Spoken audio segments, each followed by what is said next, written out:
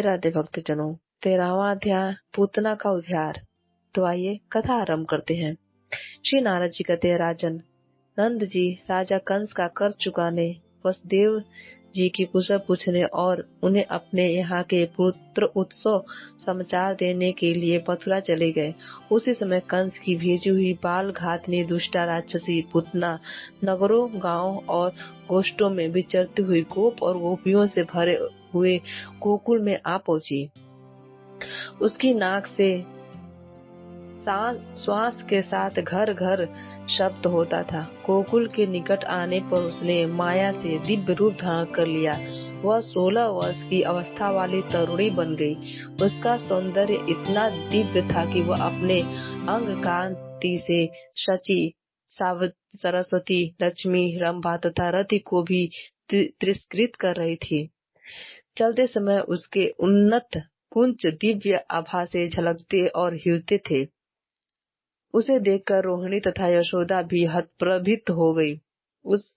उसने आते ही बाल गोपाल को गोद में ले लिया और बारंबार लाड़ लड़ाती हुई उस महाघोर दानवी ने शिशु के मुख में हलाल विष से लिप्त अपना स्तन दे दिया। यह देख तीक्ष्ण रोष से आवृत हो श्री हरि ने उसका सारा दूध उसके प्राणों सहित पी लिया। उसके स्तनों में जब असह्य पीड़ा हुई तब छोड़ो छोड़ो कहते हुए वह उठकर भागी। बच्चे को लिए घर से बाहर निकल गई।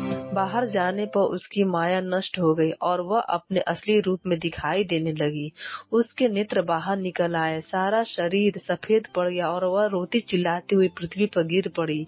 उसकी चिल्लाहट से सातों लोक और सातों पाताल सहित सारा ब्रह्मांड गूंज उठा। दीपों सहित सारी पृथ्वी डोलने लगी। वह एक अद्भुत सी घटना हुई। हे निर्वेश्वर, पूतना का विशाल शरीर 6 कोस लंबा और वज्र के समान सुदृढ़ था। उसके गिरने से उसकी पीठ के नीचे आए हुए बड़े बड़े वृक्ष पीस कर चकनाचूर हो गए। उस समय गोपगण उस दानवी के भयंकर और विशाल शरीर को देखकर परस्पर कहने लगे, इसकी गोद में गया हुआ बालक कदाचित जीवित नहीं होगा। परंतु वह अद्भुत बालक उसकी छाती पर बैठा हुआ आनंद से खेलता और मुस्कुराता था। वह पूतना का दूध पीकर जम्हाई ले रहा था। उसे उस अवस्था में देखकर यशोदा तथा रोहिणी के साथ जाकर स्त्रियों ने उठा लिया और छाती से लगाकर वे सब की सब बड़े विस्मय में पड़ गई। बच्चे को ले जाकर गोपियों ने सब ओर से विधि पूर्वक उसकी रक्षा की। यमुना जी की पवित्र मिट्टी लगाकर उसके ऊपर यमुना जल का छींटा दिया। फिर उसके ऊपर गाय की पूंछ घुमाई, गोमूत्र और गोरज मिश्रित जल से उसको नहलाया और निमंत्रित रूप से कवच का पाठ किया। श्री गोपियां बोली, मेरे लाल, श्री कृष्ण तेरे सिर को रक्षा करे और भगवान विष्णु कंठ की, श्वेत दीप के स्वामी दोनों कानों की, यज्ञ रूपधारी श्री हरि नासिका की, भगवान नरसिंह दोनों नेत्रों की, दशरथ नंदन श्री राम जीवा की और नर नारायण ऋषि तेरे अधरों की रक्षा करे। साक्षात श्री हरि के कालावतार सनक सनंदन आदि चारों महर्षि तेरे दोनों कपोलों की रक्षा करे। भगवान श्वेतवारा तेरे भाल देश की रक्षा करे, दोनों भ्रुत लताओं की रक्षा करे। भगवान कपि तेरी ढोणी को और दत्तात्रेय तेरे वक्षस्थल को सुरक्षित करे। भगवान ऋषभ तेरे दोनों कंधों की और मत्स्य भगवान तेरे दोनों हाथों की रक्षा करे। पृथुल पराक्रमी राजा पृथु सदा तेरे बाहुदंडों की सुरक्षित रखे। भगवान कश्यप उदर की और धनवंतरी तेरी नाभि की रक्षा करे। मोहिनी रूपधारी भगवान तेरे गुह देश को और बामन तेरी कटी को हानि से बचाए।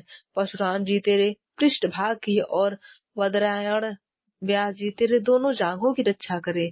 बलभद्र दोनों घुटनों की और बुधदेव तेरी पिंडलियों की रक्षा करे। धर्म पालक भगवान कल की कुल्फों सहित तेरे दोनों पैरों की सकुशल रखे। यह सबकी रक्षा करने वाला परम दिव्य श्री कृष्ण कवच है। इसका उपदेश भगवान विष्णु ने अपने नाभि कमल से विद्यमान ब्रह्मा जी को दिया था। ब्रह्मा जी ने शंभु को, शंभु ने दुर्वासा को, दुर्वासा ने नंद मंदिर में आकर श्री यशोदा जी को तथा उपदेश दिया था। इस कवच के द्वारा गोपियों सहित श्री यशोदा ने नंद नंदन की रक्षा करके उन्हें अपना स्तन पिला और ब्राह्मणों को प्रचुर धन दिया। उसी समय नंद आदि गोप मथुरापुरी से गोकुल में लौटे।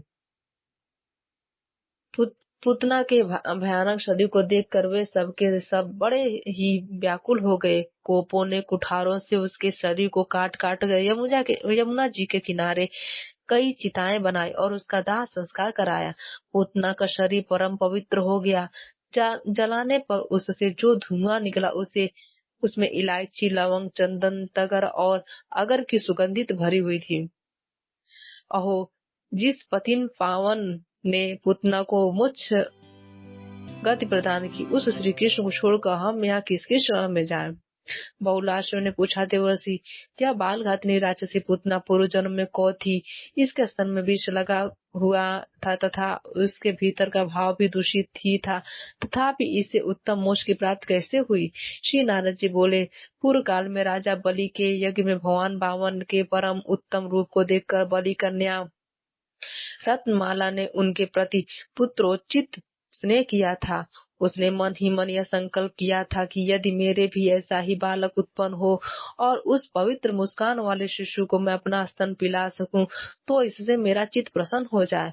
बलि भगवान के परम भक्त हैं, अतः उनकी पुत्री को वामन भगवान ने यह वर दे दिया कि तेरे मन में जो मनोरथ वह पूर्ण हो।